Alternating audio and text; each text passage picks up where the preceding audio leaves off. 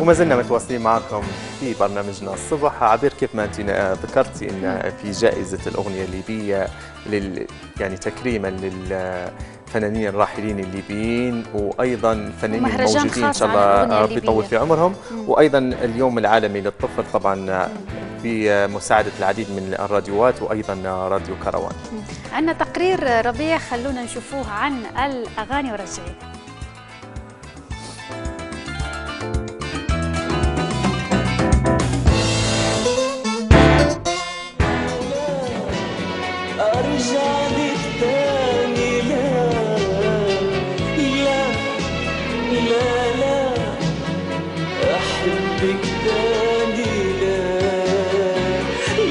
ما تغيب عني، ما تغيب وخليك قريب، ما تغيب عني، ما تغيب وخليك قريب. صاحب والرحب بيك يا بنيتي واللي عاديك، جيتي لا بركة خده عزيزة وعزيزة وعزيزة اللي عزيز عليا عتبتني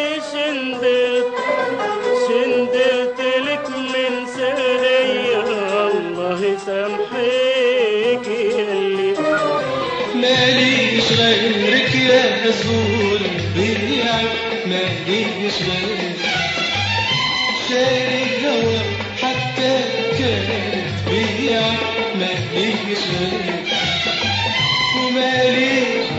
يا ريتني ما ريت سود النار،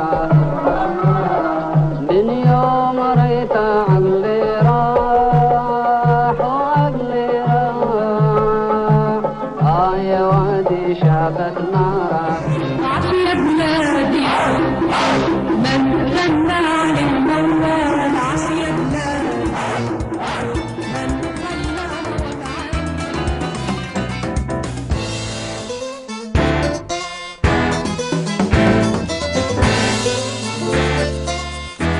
كيف ما شفنا هذا التقرير، العديد من الفنانين الليبيين اللي ربي سواء الموجودين ربي يطولهم في عمرهم واللي راحلين ربي يرحمهم، وايضا نستقبلوا عبر الاقمار الاصطناعيه من طرابلس الاستاذ فرحات كروان رئيس اتحاد المنتجين الليبيين. نقولوا لك صباح الخير.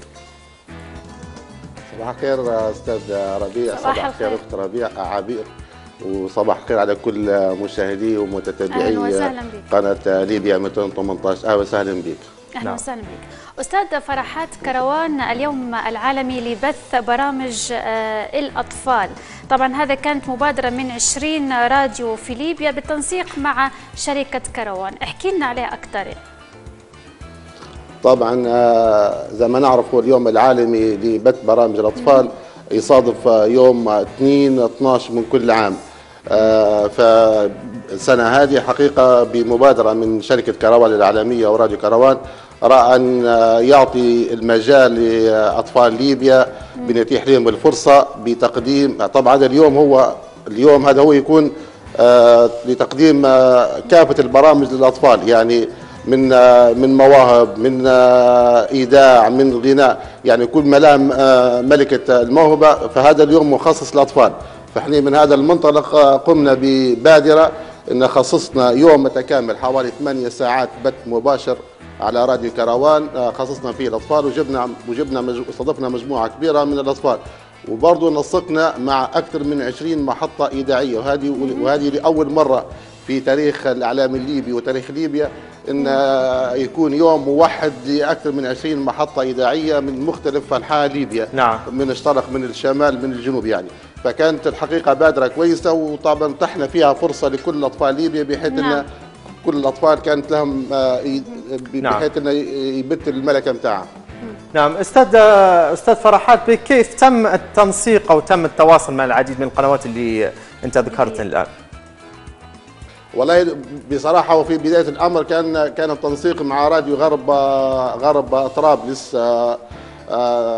تم التنسيق معاه، وبعدين بدأنا النسق من محطة إلى محطة، والكل حقيقة استجاب لهذه الدعوة، وكل رحب بهذه الدعوة باعتبارها هو يوم عالمي يوم عالمي لبث برامج الاطفال، ان احنا نعرف اكثر من 100 دوله على مستوى العالم تحتفل بهذه المناسبه. فاحنا راينا من الاولى، قلنا حتى احنا كليبيا واطفال ليبيا من حق اطفالنا ان يحتفلوا بهذا اليوم يعني. والحمد لله كانت الاقبال من كل الساده بالترحيب ورحبوا بالفكره. وطبعا يعني احنا ما شرطناش على كل المحطات انها تبت معنا حوالي 8 ساعات بس، ان كل محطه اخذت معنا حوالي ساعتين 3 ساعات. والجميل في الموضوع هذا كان يعني في بث، يعني انتقلنا من استديو الى استديو، مثلا احنا في طرابلس وفي الطرف الاخر في بنغازي. نعم استاذ فرحات، هل في محطات من الجنوب الليبي شاركت؟ والله لا الجنوب لا، لكن اعتقد ان في من الجفره، في من ودان، في من بنغازي، في من البيضه، في من طبرق، في من جنوب غرب ليبيا، في من غريان، في من الجميل، يعني اكثر محطات على مستوى ليبيا يعني. ليش ما تمش استاذ فرحات، ليش ما تمش مثلا تنسيق مع يعني عده راديوات في الجنوب؟ يعني انك ذكرت انت عديد من الاذاعات انت اتفقت معهم. لا احنا ما اتفقنا، احنا وجهنا دعوه، وسواء كانت مثلا كانت على صفحتي الشخصيه او من خلال مثلا من راديو كروان او من خلال راديو غرب جنزور، غرب طرابلس اسف. فاحنا انت وجهت لهم دعوه وهم ما لبوش يعني الدعوه والله؟ لا لا لا لا لا لا لا لا, لا صراحه هم لا مش ما لبوش، ولكن قد يكون ما فيش تواصل، او مثلا ممكن احنا وجهنا دعوه عامه بالعموم بدون تخصيص الصراحه يعني. ما حددناش قنوات معينه، احنا وجهنا دعوه للجميع بدون استثناء، اللي عنده رغبه واللي عنده امكانيه انه ينقل معنا ربط مباشر، ما احنا ما عندناش اي اشكاليه. فهذا احنا ما هو فقط يا استاذ فرحات عشان توضيح لاهلنا في الجنوب يعني، باش ما يكونش فيه تهميش لهم او مثلا ما وصلت لهم. لا لا لا استاذ ربيع، احنا عمرنا ما نهمش واحد او نقصي واحد، بالعكس احنا حتى لو انت تشوف على صفحتي الشخصيه تقول ان هذه الدعوه للجميع ونرحب بالجميع، لكن قد تكون يعني من ناحيه فنيه، قد تكون من ناحيه فنيه يتعذر الربط معنا فقط يعني. نعم. مهرجان فني تحت اسم مهرجان الأغنية الليبية، احكي لنا على هذا المهرجان وشن هي الإضافة اللي بتضيفوها في هذا المهرجان؟ أختي عبير خلينا نصحح، هو جائزة طرابلس للأغنية الليبية وليس مهرجان الأغنية الليبية، جائزة طرابلس للأغنية الليبية. طبعا جائزة طرابلس للأغنية الليبية تنظمها شركة كروان الإعلامية في نسخته الأولى. احنا الآن على قدم وساق نشتغل، وإن شاء الله حددنا موعد نبدأ حيكون إن شاء الله بإذن الله في مارس 2016. طبعا هذا مخصص للأغنية الليبية، حيتم فيه الاشتراك والمشاركة لكل فنانين ليبيا بدون استثناء، من الشرق من الجنوب من الشمال، من كل الفنانين، بالإضافة إلى حيكون فيه جزئية خاصة بالمواهب اللي تتغنى بالغناء. طبعا هذا الجديد في أو قد يكون طبعا المشترك او اللي بيشارك معنا في الاغنيه ليه فرصتين في الغناء، الاولى بلاي باك والثانيه حتكون في فرقه موسيقيه متكامله موجوده على ركح المسرح. استاذ فرحات، انت حتصرح لقناه 218 فقط يعني على اللجنه اللي تم يعني حتكون متشكله يعني في لجنه التحكيم. من هم اللجنه هذوم يعني؟ ممكن تذكر لنا اسماء يعني؟ طبعا هذه حصريه لل 218 يعني فهمتني. نعم.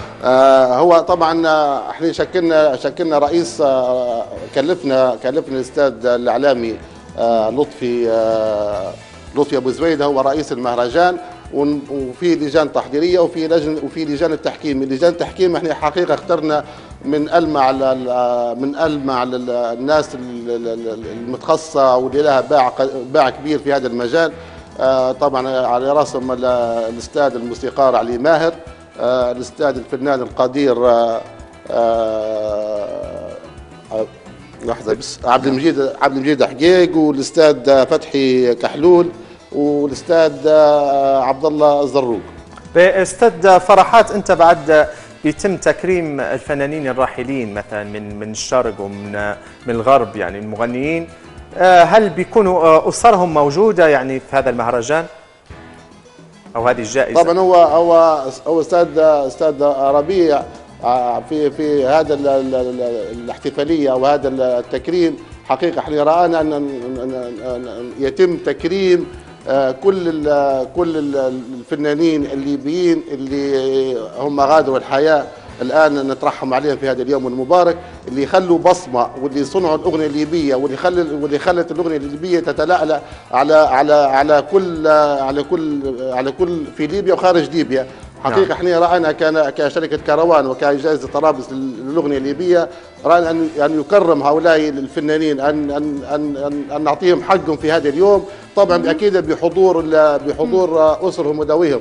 طبعا احنا الان مبدئيا عندنا حوالي 27 فنان رحلوا على هذه الحياه، على غادروا هذه الحياه، وان شاء الله حيتم تكريمهم، واللي هو اخرهم تقريبا الاستاذ الراحل الكبير محمد مرشان الله يرحمه.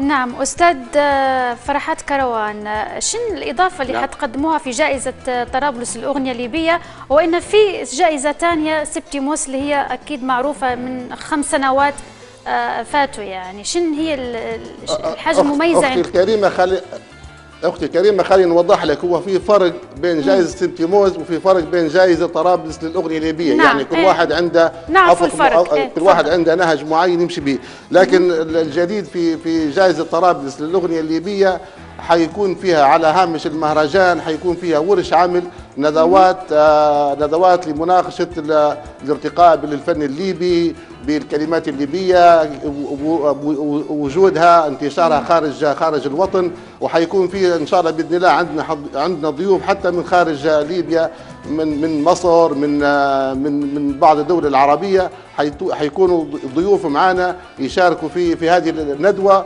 وفي هذه الورش العمل ان شاء الله. هذا الجديد اللي يكون على هامش المهرجان ان شاء الله باذن الله. ان شاء الله. نعم شكرا لك. شكرا لك كل الشكر. شكرا لك دكتور فرحات رئيس اتحاد المنتجين. خليني نوه. نعم استاذ ربيع. نعم تفضل. بعد اذنك طبعا انا حبيت حقيقه نقول خبر وحنعلن عليه رسميا ان شاء الله بعد اعتقد شهر ثاني. لاول مره حيكون في ليبيا شيء جديد اسمه مشروع فيلم 48 ساعه. هذه فكره جديده وان شاء الله باذن الله تبنتها شركه كروان، وحتكون ان شاء الله خلال الايام الجايه حنعمل عليها مؤتمر صحفي، وحتكون ليبيا 218 دائما هي السباقه في الحدث هذا، ونحكي عليه بالتفاصيل. حيكون ان شاء الله باذن الله خلال اقل من شهر حنعلن عليها رسميا.